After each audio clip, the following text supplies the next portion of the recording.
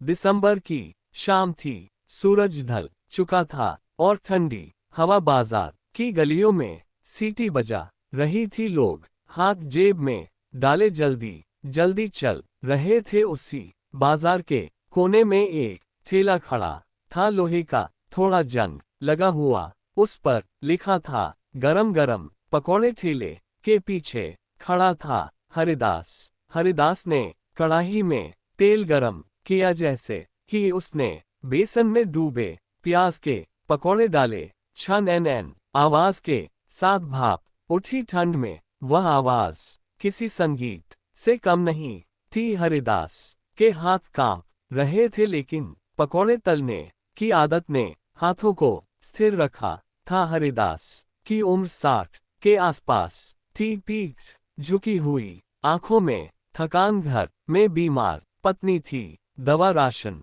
सब इसी ठेले से चलता था। ठंड हो या गर्मी ठेला लगाना ही पड़ेगा। वह खुद से बुदबुदाया। एक रिक्शा वाला रुका। ठंड से उसका चेहरा लाल था। बाबा 10 के पकौड़े दे देना, उसने कहा। हरिदास ने गरम गरम पकौड़े अखबार में लपेट दिए। रिक्शा वाले ने पहला कौर लिया और बोला, बस यही गर्मी जान बचाती है। कुछ बच्चे स्कूल से लौट रहे थे, हाथ में बैग, नाक लाल। एक बच्चे ने जेब टटोली। चाचा 5 के मिल जाएंगे। हरिदास मुस्कुराया। पकौड़े कभी गिनती नहीं देखते, उसने थोड़ा ज्यादा डाल दिए। शाम गहराती जा रही थी, हवा और तेज हो गई। हरिदास के पेट में सुबह से कुछ नहीं गया था, लेकिन वह हर ग्राहक को पहले खिलाता रहा।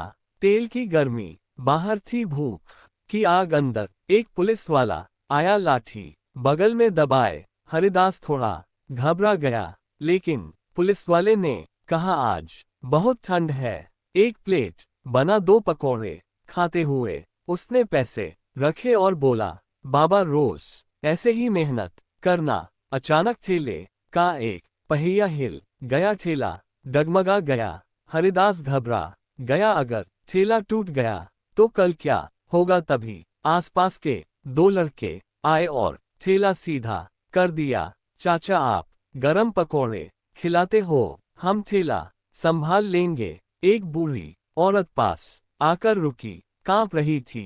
बेटा, कुछ गरम मिलेगा? उसकी आवाज कांप रही थी। हरिदास ने बिना कुछ पूछे एक प्लेट पकौड़े उसके हाथ में रख दी। मां, ठंड पहले खाओ, रात हो चुकी थी। बाजार खाली होने लगा। हरिदास ने कढ़ाई से आखिरी पकौड़े निकाले। अब उसने खुद एक पकौड़ा खाया। तेल की गर्मी से आंखें भर आईं। ठेला समेटकर वह घर की ओर चला। रास्ते में ठंडी हवा अभी भी चल रही थी, लेकिन दिल में संतोष था। आज किसी की ठंड थोड़ी कम हुई थी। घर पहुंचकर उसने पत्नी को दवा दी, फिर खुद कंबल में सिमट गया।